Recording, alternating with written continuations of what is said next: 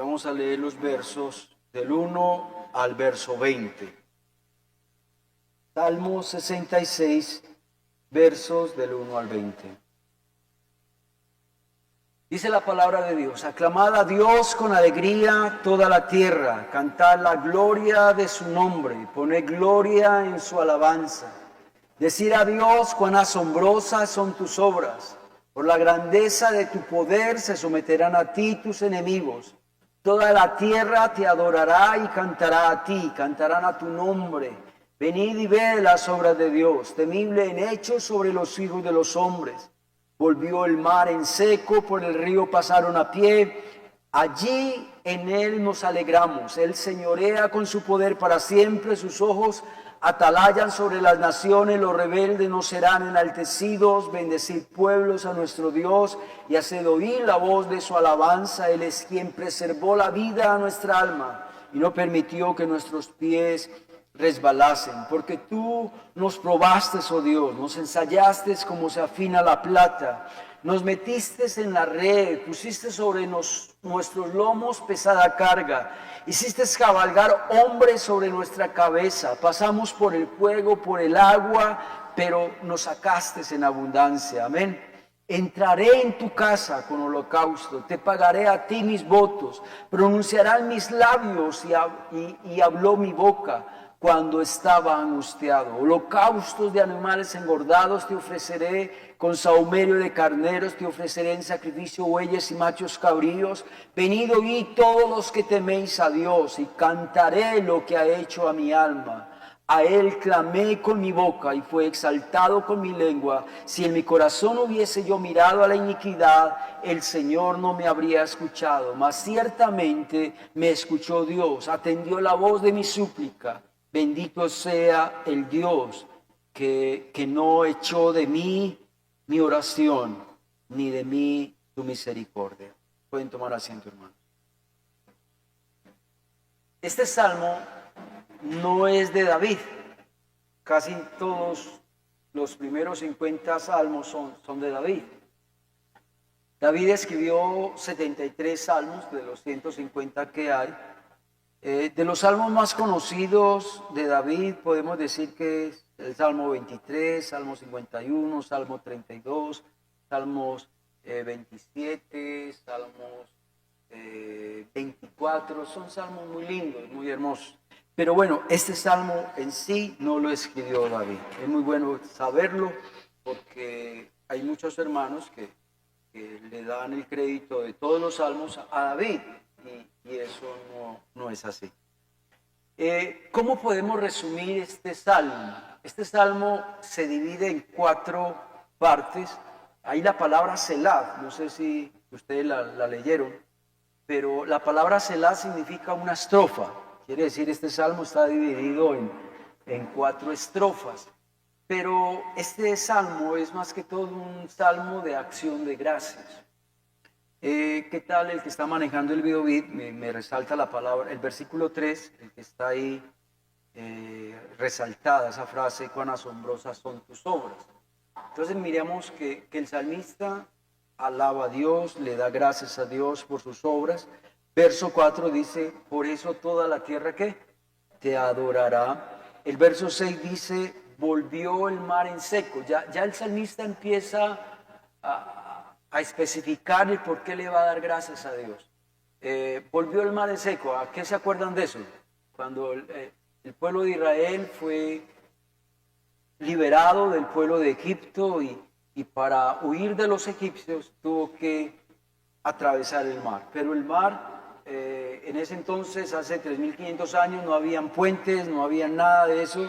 Entonces Dios se inventó algo, y es separar el mar, y el pueblo de Israel pasó en medio del mar en seco, una pared de agua acá, una pared de agua acá, y el pueblo de Israel pasó para salvarse de los egipcios. Pero también dice el verso 6, por el río pasaron a pie. ¿A qué río se refiere? Al Jordán. ¿Se acuerdan cuando ya salieron del desierto y ya iban a pasar ¿qué? A la tierra prometida? entonces había otro obstáculo y era el río Jordán. El río Jordán que en ese entonces estaba crecido porque era en invierno y el pueblo no podía pasar.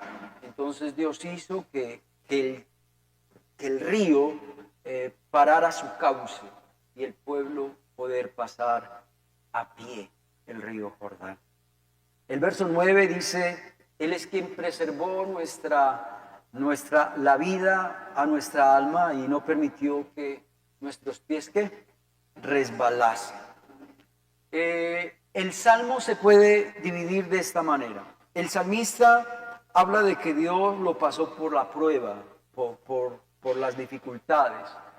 Pero este versículo dice que Dios no permitió que sus pies resbalasen. Muchos cristianos en el momento de la prueba se apartan de los caminos de Dios.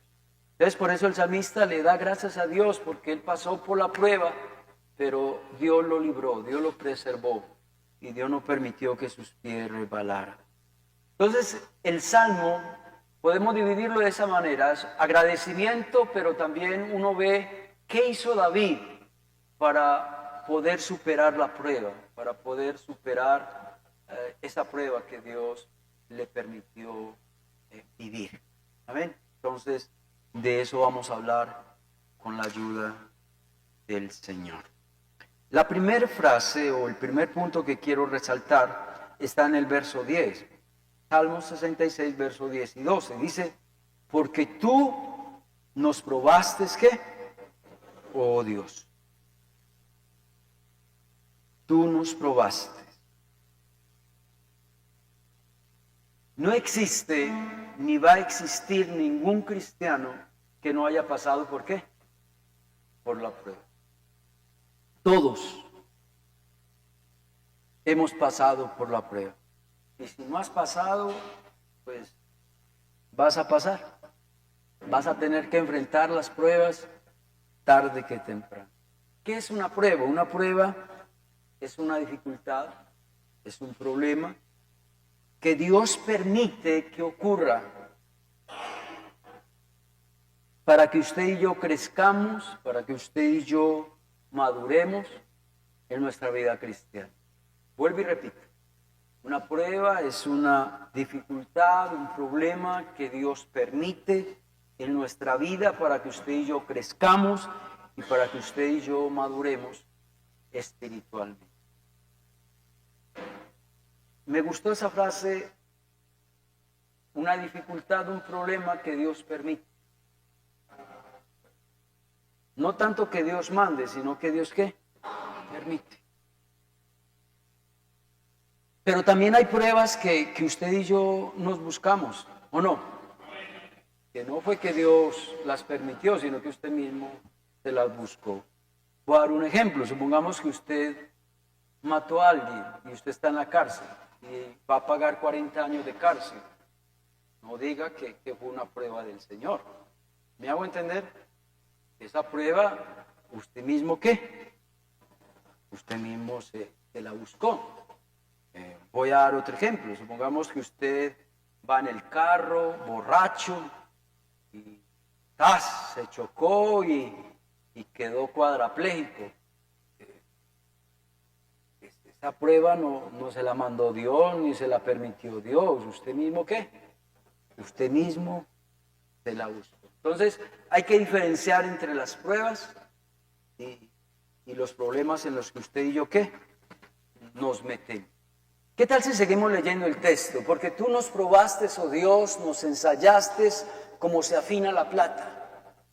Todos sabemos cómo se purifica la plata. Sigamos por favor el verso 11. ¿Me lo pasan eso? Nos metiste en la red. Es decir, usted conoce una red, ¿no? Nos metiste en la red. Pusiste sobre nuestros lomos, ¿qué? Pesada carga. Así es una prueba. Verso 12. ¿Lo tienen? Por favor, verso 12. Hiciste cabalgar hombres sobre nuestra cabeza. ¿Usted se imagina eso? Hombres sobre nuestra cabeza, ¿cómo dolerá eso? Pasamos por el fuego, eso es prueba. Nos pasaste por el agua, pero al final, ¿qué dice? Nos sacaste, ¿qué? En abundancia. Quiero pasar rápido este punto porque no quiero detenerme en este solo punto, pero sí es como el punto más amplio y en lo que yo quiero profundizar un poco, pero tampoco me quiero detener. Entonces voy a leer rápidamente unos textos para que me presten atención. Primera de Pedro 1, del 6 al 7, dice: en lo cual vosotros os alegráis, aunque ahora por un poco de ¿qué? De tiempo. Está hablando de las pruebas, que las pruebas, hay pruebas que solamente es por un poco de ¿qué? De tiempo. Es decir, que ninguna prueba es ¿qué? Eterna. Que ninguna prueba es eterna. Dice: por un poco de tiempo, si es necesario, tengáis que ser afligidos en diversas pruebas, para que sometida a prueba vuestra fe, mucho más preciosa que el oro, el cual aunque perecedero, se prueba con fuego, sea hallada en alabanza, gloria y honra, cuando sea manifestado el Señor Jesucristo. ¿Qué está diciendo ese texto? Que el Señor las pruebas, Dios las permite para probar nuestra ¿qué? Nuestra fe. Para Dios mirar a ver qué es lo que hay realmente ¿qué? En nuestro corazón. Si realmente amamos a Dios o no amamos a Dios. Las pruebas demuestran si realmente hemos aprendido a ser cristianos o no, ¿sí? O simplemente éramos culteros, no más, ¿cierto? Y al final del verso dice que cuando usted y yo pasamos la prueba en victoria, eso va a ser para la gloria y la honra y la alabanza. Es decir, un cristiano que pase una prueba en victoria, eso va a ser de gran bendición. Amén. Vamos a leer primera de Pedro 5:9. Dice: al cual resistid firmes en la fe, sabiendo que los mismos padecimientos se van cumpliendo en vuestros hermanos en todo el mundo. Quiero detenerme ahí. Mire pues, las pruebas son para todo ¿qué? Para todos los cristianos de ¿qué? De todo el mundo. Entonces no crea que usted es el más de malas.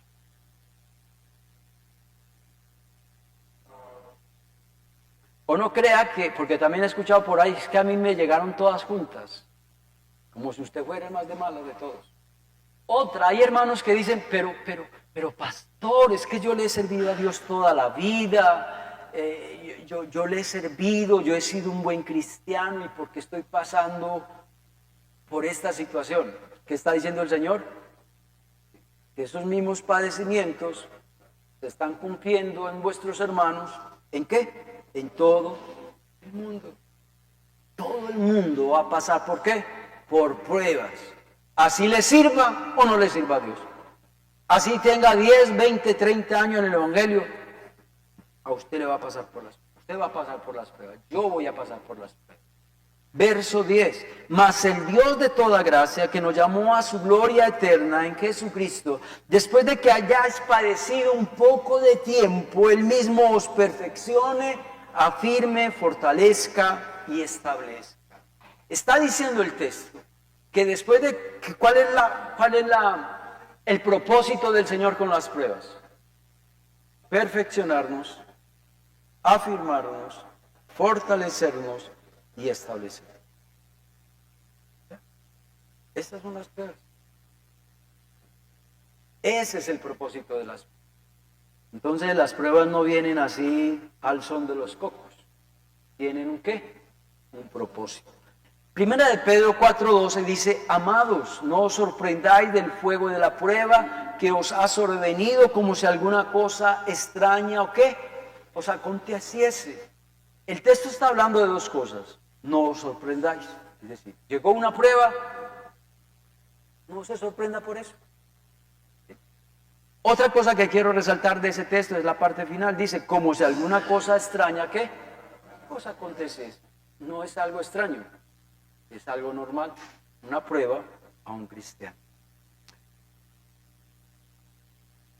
Salmo 65:12 dice: hiciste cabalgar hombres sobre nuestra cabeza, nos pasaste por el fuego y por el agua, pero nos sacaste en abundancia. Lo bueno de las pruebas que son permitidas por Dios es que Dios, ¿qué? Nos saca de ellas en abundancia. Amén. ¿Usted cree que Dios merece un aplauso? Amén.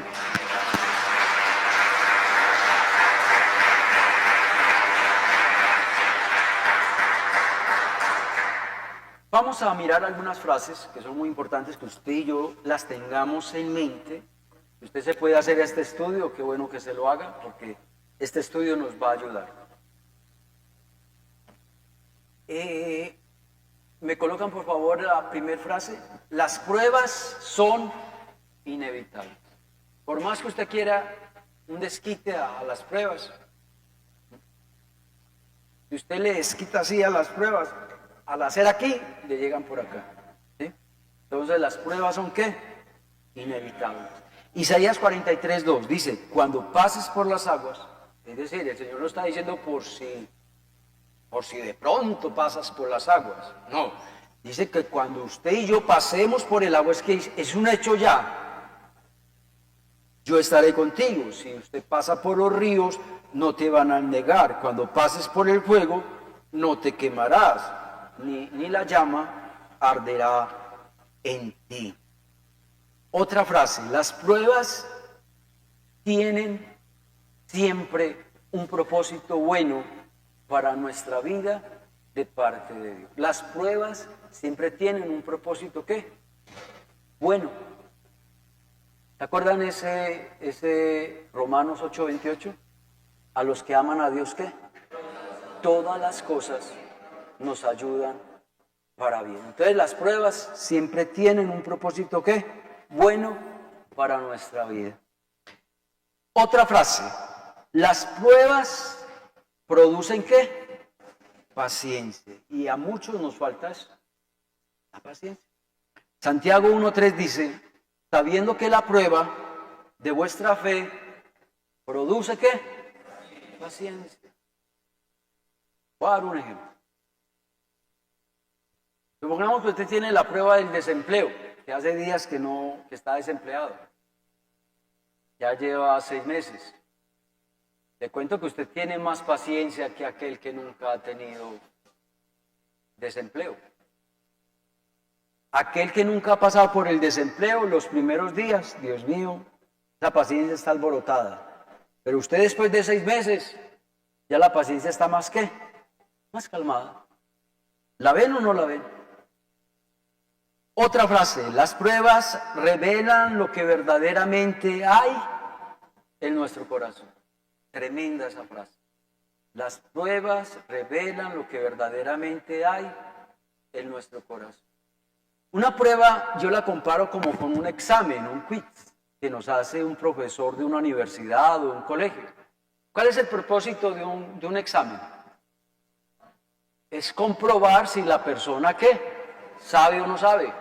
Así de sencillo. Lo mismo, las pruebas revelan lo que verdaderamente hay en nuestro corazón. Deuteronomio 8:2, tremendo ese texto. Deuteronomio 8:2 dice, y te acordás de todo el camino por donde te ha traído Jehová tu Dios estos 40 años en el desierto. El Señor lo hizo para afligirte, para probarte y para saber lo que había ¿qué? En tu corazón. ¿Te habías de guardar o no guardar qué? Tus mandamientos. Yo creo que usted y yo conocemos cristianos que han pasado por la prueba y se han descarriado. Y hoy están en el mundo. Dios comprobó ahí si realmente ellos estaban dispuestos a guardar o no guardar ¿qué? Los mandamientos de Dios. La prueba demostró eso, que no había ese propósito de amar a Dios, de guardar sus mandamientos pese a las pruebas y a las dificultades. Otra frase, las pruebas de Dios que Dios permite nunca serán superiores a nuestra capacidad para soportar. Primera de Corintios 10:13 creo que es uno de los textos más lindos que hay sobre las pruebas. Dice, no os ha sobrevenido ninguna tentación que no sea ¿qué? Humana. Hasta ahí. ¿Qué quiere decir? Que si usted está pasando por una prueba, el Señor te está diciendo, tranquilo, fresco, que esa prueba que usted tiene es una prueba humana. ¿Entienden eso o no entienden eso? Es decir, que no es una prueba para un ángel ni para un arcángel. Yo creo que las pruebas para ellos son más fuertes. En cambio, para nosotros, Dios como que coloca un sedazo y dice, esta prueba la puede soportar, ¿qué? Un humano. Un ser humano puede soportar esta prueba. Dirá usted, pastor, pero estoy pasando por una prueba muy difícil, pastor, es que es verdad. Sí, el Señor, antes de permitirla, Dios sabía que usted la podía, ¿qué? Soportar, porque usted es un ser humano que puede soportar, ¿qué? Esa prueba, una prueba humana. Pero fiel es Dios, que no os dejará ser tentados o probados más de lo que podáis, ¿qué? Resistir. Ahí la palabra tentación en griego no es tanto tentación, sino prueba. Pero fiel es Dios, que no os dejará ser probados más de lo que podáis resistir. Entonces Dios sabe hasta dónde aguanta hasta dónde aguanta aquella. Y más de ahí el Señor no va a permitir que esa prueba, ¿qué? Aumente. Dios sabe que usted la puede soportar. Porque el que está al cuidado y el control de la prueba es ¿quién? Es Dios. Pero también mire lo que está diciendo el texto, porque dará juntamente con la prueba, ¿qué? La salida. Quiere decir que toda prueba Dios nos va a ayudar a ¿qué? A buscar ¿qué? La salida. Quiere decir que toda prueba tiene ¿qué? Su salida. Que usted ya lleva 2 meses, 6 meses con esa prueba, 1 año, 2 años, pero algún día vas a encontrar ¿qué? Esa salida. Y por último, la última frase, las pruebas que Dios permite tienen un tiempo ¿qué? Determinado. Este texto me sorprendió.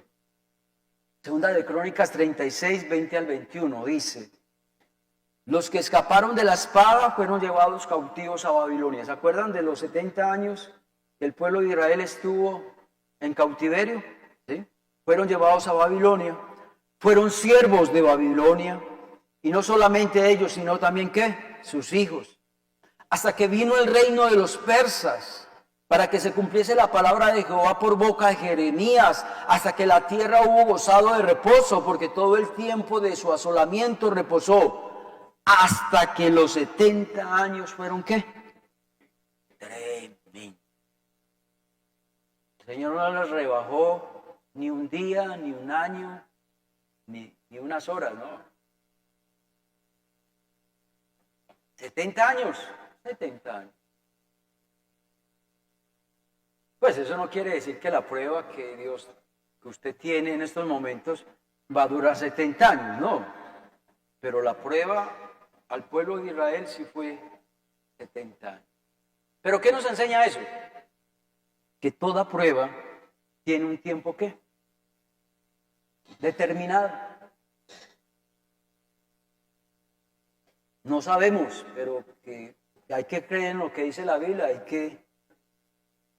hay que creerla. Amén. Nos probaste, es el primer punto. Vámonos para el segundo punto, que son ya más pequeños. Salmos 66, verso 13 al 14. ¿Qué hizo David cuando Dios lo pasó por la prueba?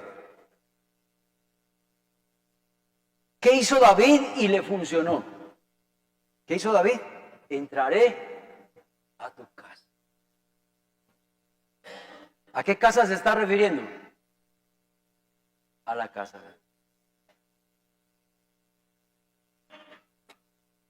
¿Tienes pruebas? ¿Qué hay que hacer?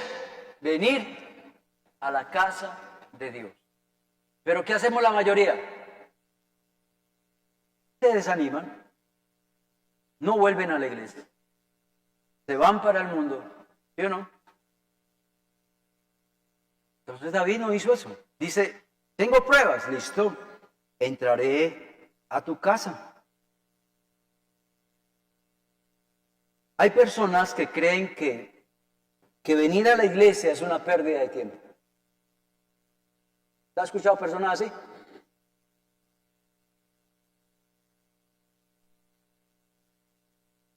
Hay personas que creen que venir a la iglesia no es necesario. Que yo puedo ser cristiano sin venir a la iglesia. Yo hago una pregunta. ¿Usted cree que una persona puede ser cristiana sin congregarse?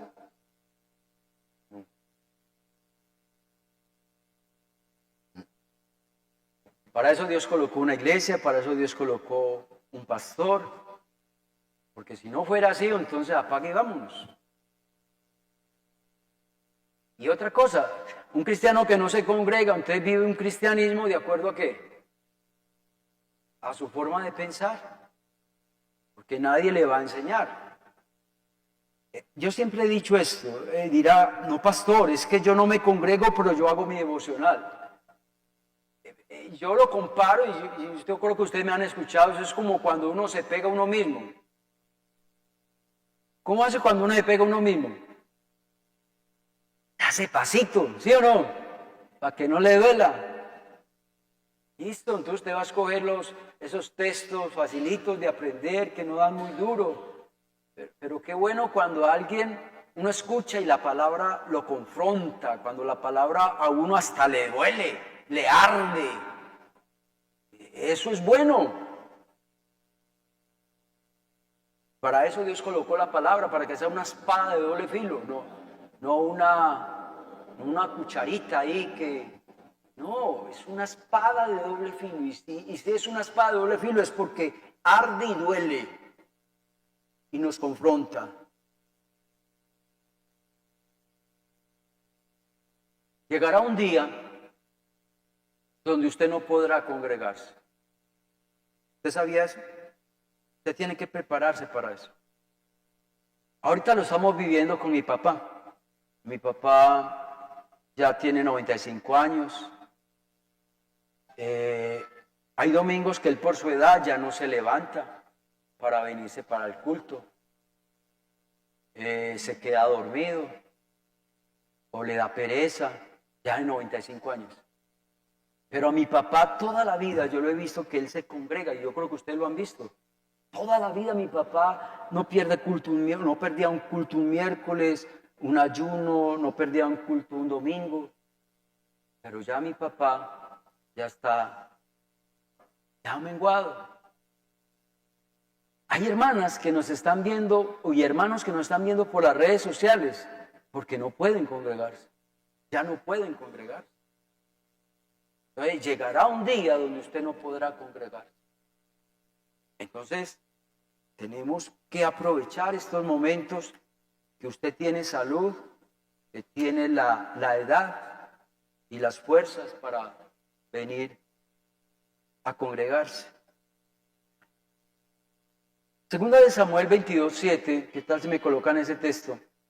Dice David, en mi angustia invoqué a Jehová, en mi angustia clamé a mi Dios, y él oyó mi voz desde su templo. Tremenda esa frase, hermano. Dios puede escuchar nuestra oración en cualquier lugar. ¿Cuántos lo creen? Porque creemos en la omnipresencia de Dios. Dios nos puede escuchar en cualquier lugar. Pero aquí el texto nos está diciendo que no sé qué tendrá este lugar. Algo especial. Que Dios en su templo nos oye y como que nos presta más atención que en cualquier otro lugar. No me estoy inventando nada, miren lo que está ahí. Él oyó mi voz desde su templo. Qué importante es venir a la iglesia, ¿no? Pero hay hermanos que se descuidan en congregarse. Voy a decir algo que tal vez lo he repetido varias veces, pero lo vuelvo y lo repito porque hay personas que no escuchan o no estuvieron en ese sermón. Voy a cumplir 57 años. Desde un año estoy buscando de Dios Yo no me he apartado de los caminos de Dios nunca, ni en mi niñez, ni en mi adolescencia, ni en mi juventud, ni en mi edad adulta. Dirá usted, pastor, ¿y cuál es la clave? ¿Sabe cuál es la clave? Congregarse. Esa es la clave. Deje usted de congregarse. Y hasta ahí llegó. Hasta ahí llegó su vida espiritual. Hay cosas que nos estorban. Hay cosas que se interponen entre congregarme o no congregarme. Como las noticias, una novela, como un partido, el querer descansar más, el tener más sueño. Hay cosas que se pueden interponer entre congregarse y no congregarse, pero para eso estamos usted y yo, para hacerle frente a esas cosas y resistirlas en el nombre del Señor. No falta el que diga, pastor, no me convence que uno tenga que congregarse tanto. Yo no veo necesario eso. No lo veo como importante. Lo veo como una pérdida de tiempo. Listo, está bien. Yo hago sino predicar, no más, ¿cierto? Pero quiero terminar este punto con este texto. Me colocan, por favor, Oseas 5:15. Es un texto fuerte, un texto muy fuerte. Andaré y volveré a mi lugar hasta que reconozcan su pecado y busquen mi rostro. Aquí el Señor está poniendo como un ultimátum. Le dice, ve hombre, no me quieres buscar, no quieres congregarte. Listo, está bien. Pero yo voy a hacer de que usted reconozca su pecado. Yo voy a hacer de que usted busque mi rostro, a las buenas o a las malas. Y dice, y en su angustia me invocará. Tremendo eso. Quiere decir que el Señor no te va a quitar la angustia hasta que usted, ¿qué? No le busque. Ya depende de usted. Ya depende de usted. Si usted quiere buscarle a las buenas o va a llegar angustias a su vida y usted lo va a tener que buscar ya porque está pasando, ¿por qué? Por angustias. Pero eso es lo que Dios no quiere que pase en su vida. Dirá usted, pastor, pero no estamos a libre albedrío. Sí, estamos a libre albedrío. Pero eso no quiere decir que Dios no haga cosas para que usted busque de Dios. Dios mueve sus dados. Eso sí, usted es el que toma la última palabra, si lo busca o no lo busca. De usted depende si en la angustia busca de Dios o no busca de Dios. Pero que Dios va a coordinar las cosas para que usted lo busque. Si le toca que Dios permite angustias, lo va a hacer. Que así no voy a buscar a Dios. Listo, no lo busque. Pero la angustia no se le va a quitar hasta que usted no busque. A veces somos así con nuestros hijos, ¿o no? A veces con nuestros hijos somos así.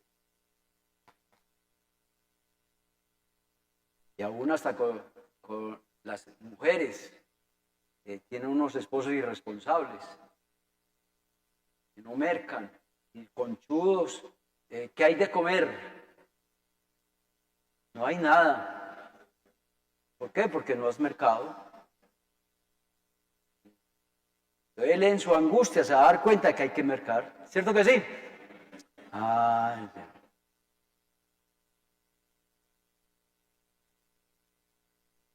Vámonos al tercer punto y con esto quiero terminar. Salmo 66, verso 17 al 19. ¿Qué hizo el salmista? Buscó a Dios en su casa. Lo segundo que hizo el salmista fue clamar a Él, ¿con qué? Con mi boca. Me gusta esa frase. No dice con la boca de otro. Porque hay muchos que buscan a Dios con la boca de otro.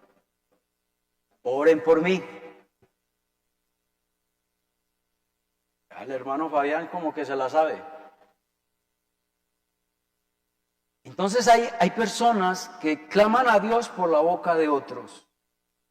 Y aquí el salmista dice, no, yo clamé a Dios, pero con mi boca.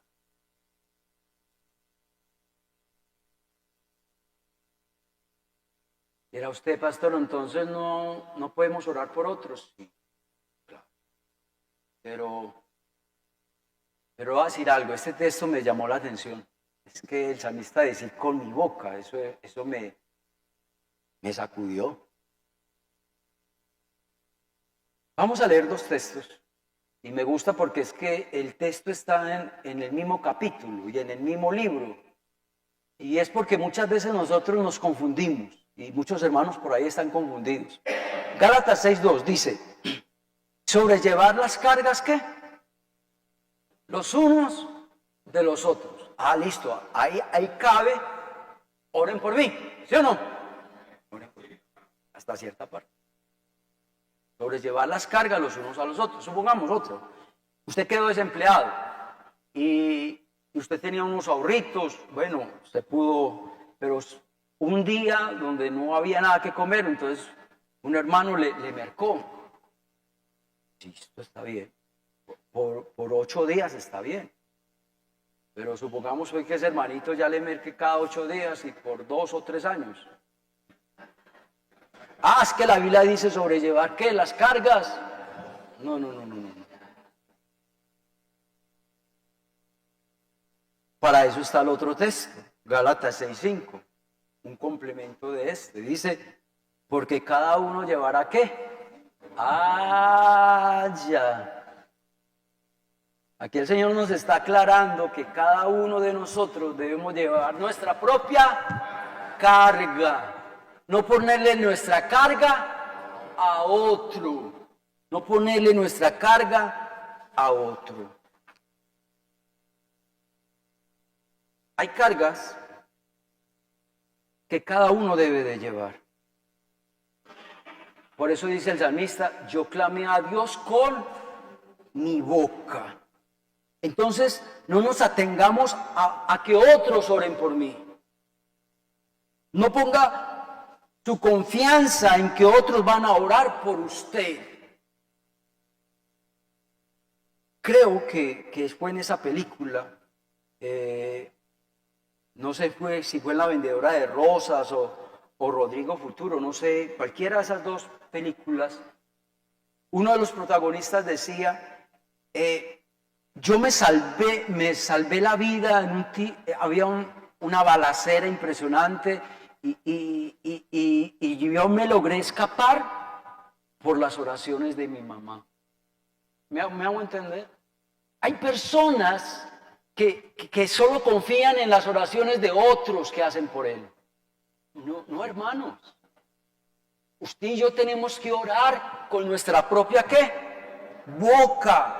Busque usted a Dios mismo, usted mismo busque a Dios ahí en su casa. Cuando llega aquí a la iglesia, dígale a Dios, Dios, este es mi problema, esta es mi necesidad, Señor, oro. Y si le toca hacer vigilias usted solo de oración, hágalas. Si tiene que orar 1 hora, 2 horas en su casa después de que todo se acueste, hágale.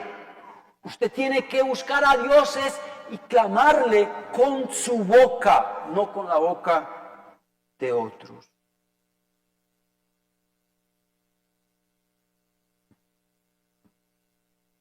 Y dice el verso 18, si en mi corazón yo hubiese mirado a la iniquidad, si yo me hubiera descarriado cuando pasé por la prueba, el Señor no me habría escuchado. Pero como yo clamé a Dios con mi boca, el verso 19 que dice, mas ciertamente Dios ¿qué? Me escuchó. Y Dios atendió ¿qué? Mi súplica. Entonces tenga la seguridad que si usted clama a Dios con su boca, Dios lo va a escuchar. Amén. ¿Cuánto le dan gloria a Dios? ¿Aprendimos? Amén.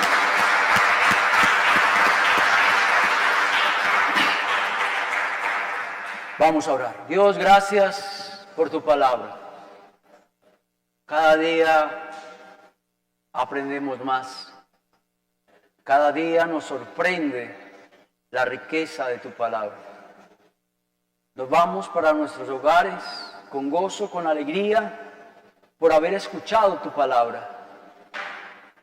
Ayúdanos, Dios, a que podamos tener estas 3 frases muy claras en nuestra vida y que podamos recordarlas. Nos pasaste por la prueba, pero busqué a Dios en su casa y clamé a Dios con mi boca. Dios, gracias, porque tú escuchas nuestra súplica y tú escuchas nuestra oración. Y gracias por decirnos hoy que las pruebas tienen una salida. Y que tú, oh Dios, vas a estar pendiente para que esa prueba nosotros podamos soportarla. Dios, llévanos en paz y bendición a nuestros hogares. En el nombre de Jesús. Amén y amén. Dios lo bendiga.